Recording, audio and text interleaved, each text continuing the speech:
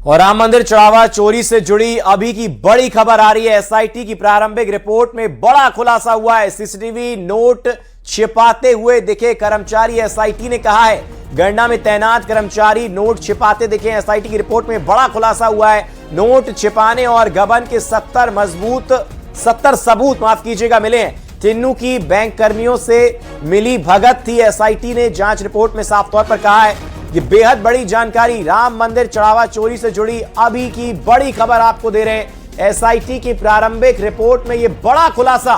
CCTV में note छिपाते हुए कर्मचारी दिखे हैं। एसआईटी की रिपोर्ट में बड़ा खुलासा हुआ है। गणना में तैनात कर्मचारी नोट छिपाते दिखे।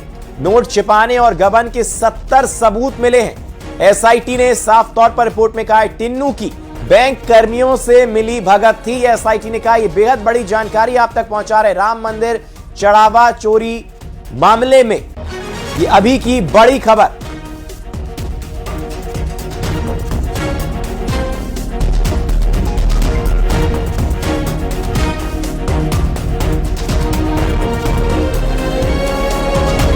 राम मंदिर चढ़ावा चोरी से जुड़ी ये बड़ी खबर इस वक्त की आप तक पहुंचा रहे। एसआईटी की प्रारंभिक रिपोर्ट में साफ तौर पर यह बात सामने आई है। ये बड़ा खुलासा हुआ है। सीसीटीवी में नोट छिपाते हुए कर्मचारी दिखे हैं।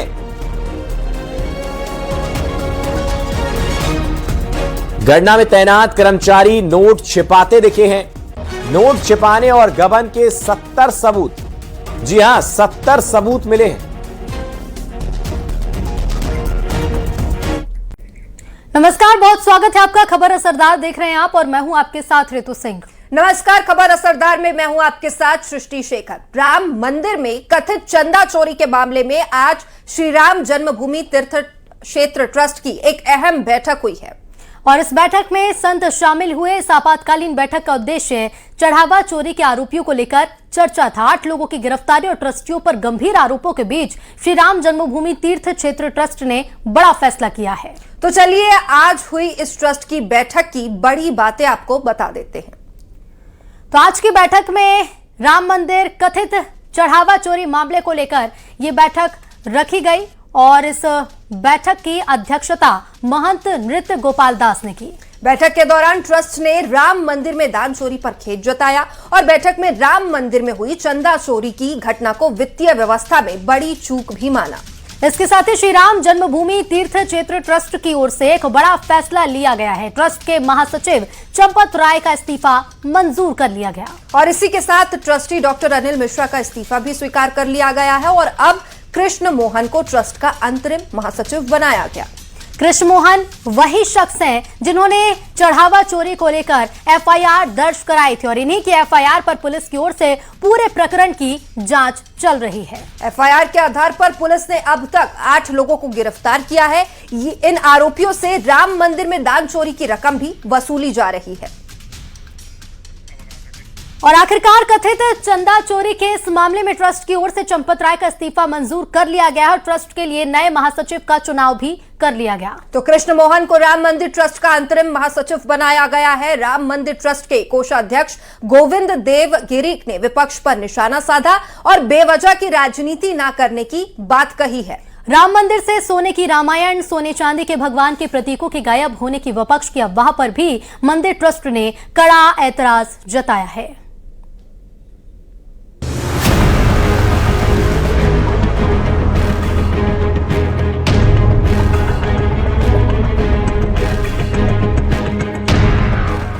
अयोध्या राम मंदिर में दान चोरी के आरोपों को लेकर राम मंदिर ट्रस्ट की अहम बैठक हुई।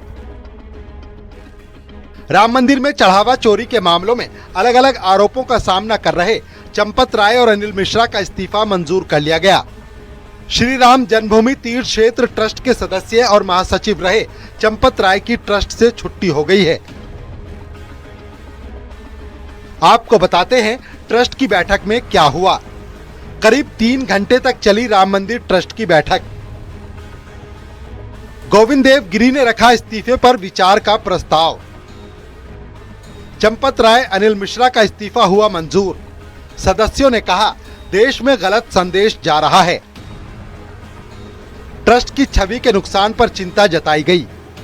ट्रस्ट के सदस्यों ने विश्वासघात की बात मानी।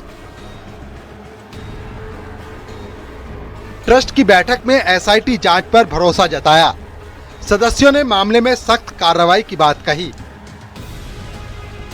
मंदिर प्रबंधन के लिए सीईओ के पद को ट्रस्ट ने नकारा है।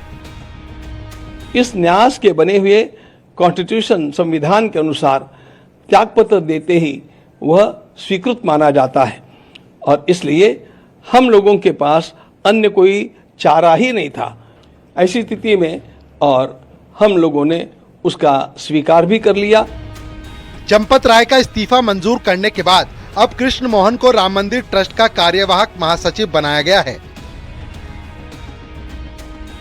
मुझे महामंत्री का दायित्व का निर्वहन करने की जवाबदारी मिली है। इस जवाबदारी के निर्वहन करते समय मेरी कुछ प्राथमिकताएं होंगी।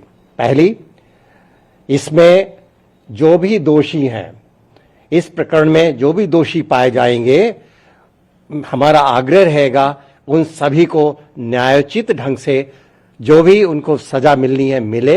इसके लिए हम बहुत आग्रही रहेंगे। राम मंदिर ट्रस्ट के कोषाध्यक्ष गोविंद देव गिरी ने विपक्ष पर निशाना साधा और बेवजह की राजनीति न करने की बात कही। राम भक्ति के विरोध में कार्य करने वाले लोगों के अंदर जो राम भक्ति का झूठा ज्वार दिखावे के लिए जगा हुआ है, वह साधारण नहीं असाधारण है, और वह असाधारण कुछ अन्य हेतुओं से है।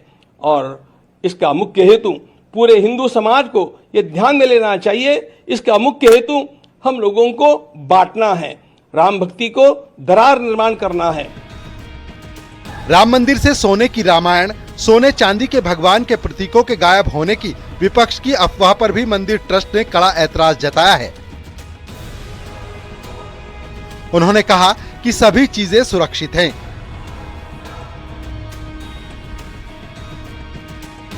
मीडिया के सामने सभी चीजों को प्रस्तुत भी किया गया। Bureau report, news 18।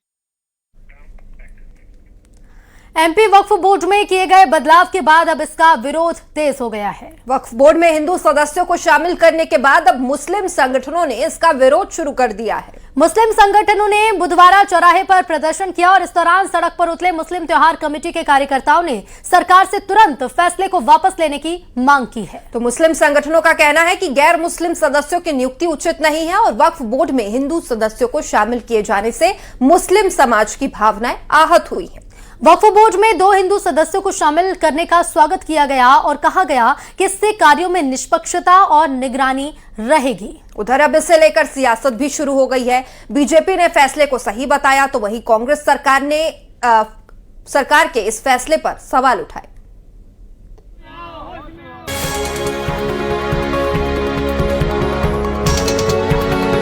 एमपी में वक्फ बोर्ड को लेकर सरकार की ओर से बड़ा फैसला लिया गया है। एमपी वक्फ बोर्ड में पहली बार गैर मुस्लिम सदस्यों को शामिल किया गया। एमपी वक्फ बोर्ड में 2 हिंदू सदस्यों की नियुक्ति की गई।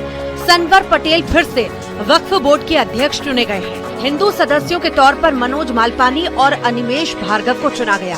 वक्फ संशोधन को लेकर अलग अलग प्रतिक्रियाएं भी सामने आ रही हैं। एक तरफ हिंदू उत्सव समिति के अध्यक्ष चंद्रशेखर तिवारी ने वक्फ बोर्ड में 2 हिंदू सदस्यों को शामिल करने का स्वागत किया और कहा कि इससे कार्यों में निष्पक्षता और निगरानी होगी। तो वहीं दूसरी तरफ मुस्लिम स्कॉलर जमशेद आलम ने इस पर कड़ा ऐतराज जताया। उन्होंने राम मंदिर ट्रस्ट का उदाहरण देते हुए कहा कि अल्लाह के नाम की मलकियत में मुस्लिम का होना ही जरूरी है।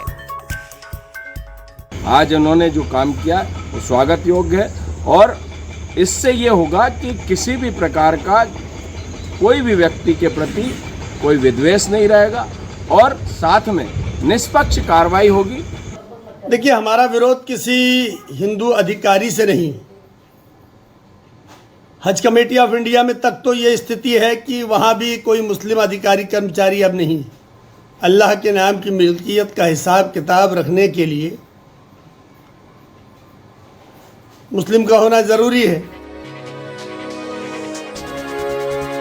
हिंदू और मुस्लिम पक्ष का अपना अपना तर्क है। उधर अब इस पर सियासत भी शुरू हो चुकी है। बीजेपी विधायक रामेश्वर शर्मा ने कहा कि यह फैसला गंगा जमुनी तहजीब का असली उदाहरण है। उन्होंने साफ शब्दों में कहा कि यह भूमि गरीबों के हित के लिए है, किसी पर्टिकुलर मुल्ला मौलवी की नहीं। वक्फ कमेटी की जमीन हिंदुस्तान की ही है। कांग्रेस का आरोप है कि बीजेपी की सरकार नियम, कायदे, कानून और संविधान को नहीं मानती है। मैं समझता हूं हिंदू सदस्यों का दृष्टिकोण भी गरीबों का भला करने का है और इसलिए वहां पर उनको रखा है। इससे कोई मुसलमानों को तकलीफ होने की जरूरत नहीं है।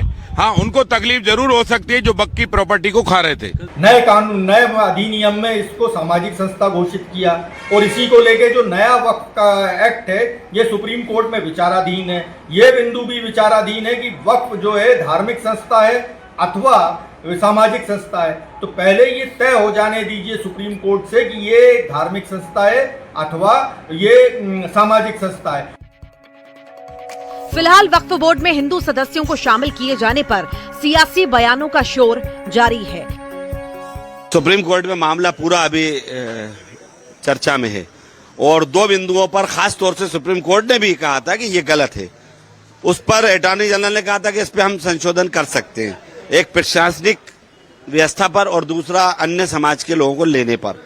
जब ये सब प्रोसेस में है तो फिर इतनी आवश्यकता इतनी जल्दी क्या हो गई? पूरे देश की सरकारों ने निर्णय नहीं लिया, मोहन सरकार सबसे आगे और बहुत जल्दी निर्णय ले रही है, तो ऐसी आवश्यकता क्या आ गई ये पूछना, फिर 2 से 3 सदस्य करना। हिंदू पक्ष ने फैसले का स्वागत किया है तो वहीं मुस्लिम पक्ष ने फैसले को गलत बताया है। Bureau report, news 18।